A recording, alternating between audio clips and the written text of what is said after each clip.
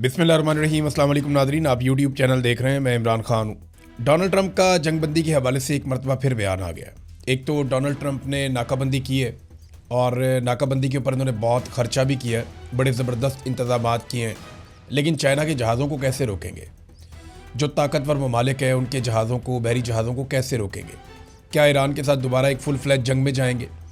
ये सवालात अपनी जगह पे मौजूद हैं। अमेरिका के पास बहुत सारे ऑप्शंस हैं और उन्होंने सारे ऑप्शंस खुले रखे हुए हैं। अगर उन्हें दुनिया की सपोर्ट मिलती है या कोई बड़ी कामयाबी मिलने की उम्मीद पैदा होती है या कोई वॉर ट्रॉफी उनके हाथ में लगती है, जैसा कि यूरेनियम उनके हाथ लग जाए, तो ऐसे काम के लिए वो रिस्क ले सकते हैं।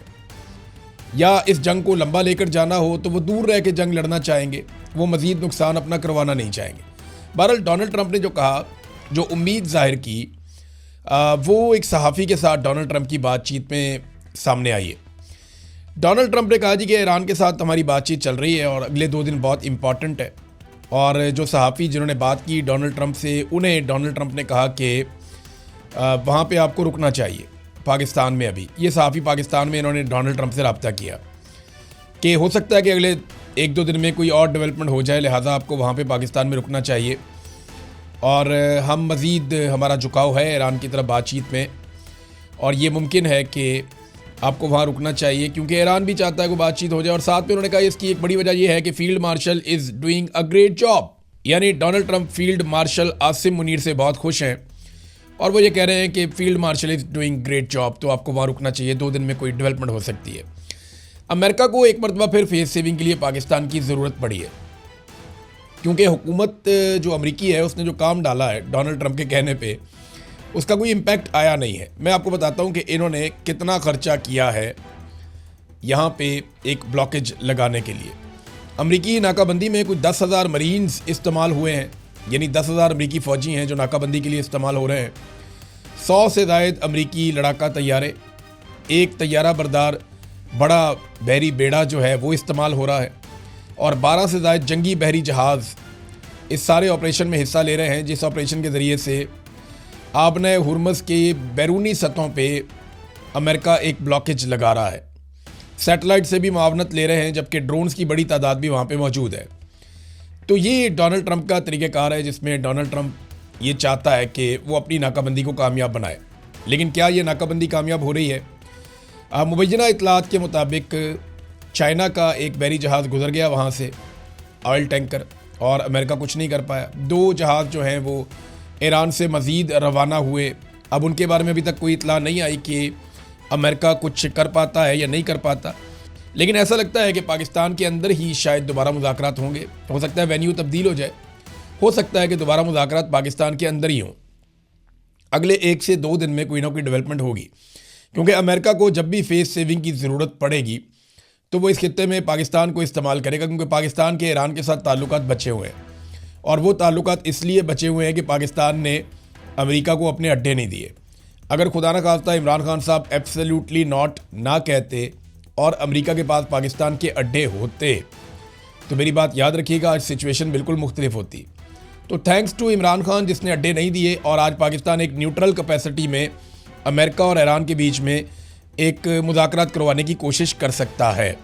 बहरहाल पाकिस्तान कितनी फेस सेविंग दे सकता है अमेरिका को, पहले भी पाकिस्तान ने पूरी कोशिश की है। ऐसा लगता है 1-2 दिन में दोबारा से पाकिस्तान में फिर मेला शेला लगेगा और फिर खबरें पाकिस्तान के अंदर से निकलेंगी। उम्मीद की जा सकती है कि कोई अच्छी सेंस प्रिवेल करे और अमेरिका और ईरान किसी ऐसे नतीजे में पहुँचे जिसके ज़रिए से जंग बंद हो जाए। लेकिन अमेरिका के जो माली मफादात हैं वो इतने बड़े हैं कि आप कुछ भी यकीन से कह नहीं सकते। मशरिक़ वस्ता में कुछ ना कुछ ऐसा अलार्मिंग ज़रूर हो रहा है या कुछ ऐसा बहुत बड़ा होने जा रहा है जिसकी तैयारियां हो रही हैं और ये इंटरनेशनल मीडिया और कुछ जो इमेजेस हैं वो ये रिपोर्ट कर रहे हैं। कल के दिन में अमेरिकी एयरफोर्स का एक बहुत बड़ा एयरलिफ्ट ऑपरेशन हुआ है यहाँ खलीजी ममालिक में और ये रूटीन की कार्रवाई नहीं लगती। ये ऐसा लगता है कि बहुत बड़े पैमाने के ऊपर यहाँ पे अमेरिका के अंदर आमदोरफ्त चल रही है अमेरिकी एयरफोर्स की और उसमें कोई एयरलिफ्ट ऑपरेशन चल रहा है। अब देखें कौन सी चीज़ें लाई जा रही हैं, कौन सी चीज़ें ले जाई जा रही हैं। तो मशरिक़ वस्ता में जो चीज़ें हो रही हैं उस पर रशिया का एक स्टेटमेंट आया। रूसी सलामती कौंसिल का कहना है कि अमेरिका और इसराइल मुज़ाकरात को ईरान के ख़िलाफ़ ज़मीनी ऑपरेशन की तैयारी के लिए इस्तेमाल कर सकते हैं। और एक एजेंसी के मुताबिक अमेरिका खित्ते में अपनी फ़ौजी मौजूदगी में इजाफ़ा कर रहा है। 82वीं एयरबोर्न डिवीज़न के दस्तों के साथ साथ एक और असॉल्ट ज़मीनी और बहरी हमला करने वाली और एक फ़ोर्स है वो, और तैयारा बरदार बहरी बेड़ों की जंगी ग्रुप तनाज़े वाले इलाके में भेजे जा रहे हैं। यानी वो कह रहे हैं इस तनाज़े वाले इलाके में बहुत सारे अमरीकी हथियार, उनके बेड़े, उनके फ़ौजी और लड़ाइयों में हिस्सा लेने वाले मुख्तलिफ हथियार वो वहाँ पे पहुँचाए जा रहे हैं। पैगाम में कहा गया कि इनके बहरा अरब में पहुँचने का मुतवक्के वक्त बिल्कुल करीब है, बिल्कुल वही है जब 2 हफ्तों की जंगबंदी ख़त्म हो रही है। यानी ये रूसी सलामती कौंसल ने इसके ऊपर इशारा दिया और उन्होंने कहा कि अमरीकी हथियार और अमेरिका की बहुत सारी चीज़ें मशरिक़ वस्ता में पहुंच रही हैं। और साथ ही साथ मैंने आपको बताया कि कुछ इमेजेस भी सामने आए हैं और सैटेलाइट के ज़रिए से भी ये चीज़ें क्लियर हुई हैं कि मशरिक़ वस्ता में एक्टिविटीज़ तेज़ हुई हैं। और ये भी रशिया की जानिब से दावा किया गया, रूसी सलामती कौंसल की जानिब से जो दावा किया गया वो ये है कि 2 हफ्तों की डेडलाइन जिस वक्त ख़त्म हो रही होगी उस वक्त अमरीकी हथियार और साजो सामान फ़ौजियों समेत बहुत बड़ी तादाद में मशरिक़ वस्ता में पहुँच जाएगा। ये एक बड़ा खेल हो सकता है जिसकी बारे में ख़बरदार किया है रशिया ने, यानी रूस का ये दावा है। अब देखते हैं कि होता क्या है। चाइना ने एक नया कानून मंजूर कर लिया है क्योंकि चाइना को इस बात का आइडिया हो गया कि हालात उस तरह के नहीं हैं जिस तरह के पहले थे। चाइना ने जो नया कानून पास किया उसके मुताबिक किसी भी मुल्क ने चीन के माशी मफादात या शहरियों के ख़िलाफ़ इक़दाम किए तो चीन जवाबी कार्रवाई करेगा।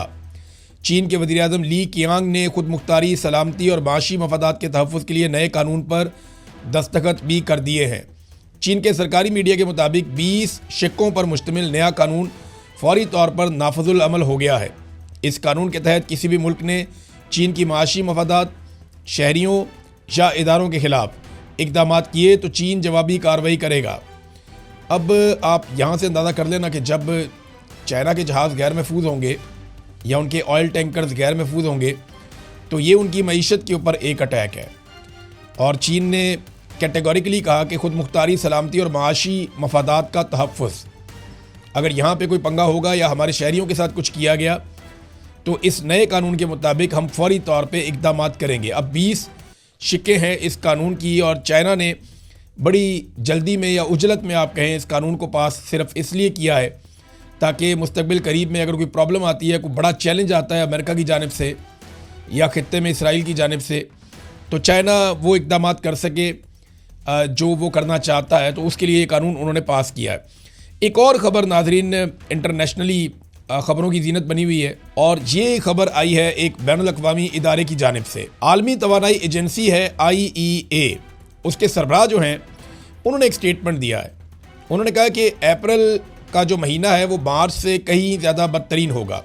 मोहतात अंदाज़ों के मुताबिक उन्होंने कहा जी किल्लत बढ़ती चली जाएगी। इस आलमी इदारे का अंदाज़ा ये है कि कोई भी टैंकर जब निकलता है तेल लेकर तो वो अपनी मंजिल तक कोई 1.5 माह में पहुंचता है और लड़ाई को अब 1.5 माह तकरीबन मुकम्मल हो चुका है। तो वो जो ऑयल टैंकर्स पहले से पहुंच चुके अपनी मंजिल पे उन्होंने तो किल्लत नहीं होने दी, लेकिन अब किल्लत के असरात शुरू हो जाएंगे। यानी जिन ममालिक को पेट्रोलियम मसनूआत और गैस की किल्लत का सामना ज़्यादा नहीं करना पड़ रहा था उन्हें अब इस किल्लत का ज़्यादा सामना करना पड़ेगा। और उन्होंने कहा यह तेल की किल्लत का सिर्फ एक आगाज़ है। अब तक इतनी, अब अपना ख्याल रखिएगा, अपने चैनल का भी। अल्लाह हाफ़िज़।